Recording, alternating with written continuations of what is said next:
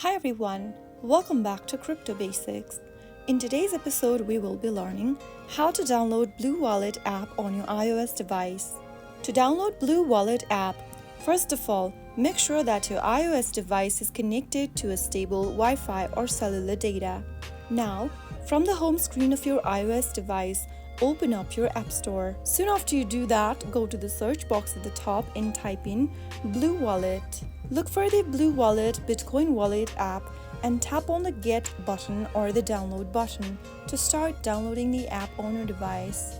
Wait until the app gets downloaded, and once it does, tap on the Open button to open the installed app. And that is how you easily download BlueWallet application on your iOS device. I hope the tutorial was helpful to you. If it was, go ahead and give us a thumbs up. Don't forget to subscribe to the channel by hitting the subscribe button. Press the bell icon so that you'll never miss another upcoming upload from us. I will be back again in the next video. Thank you for watching.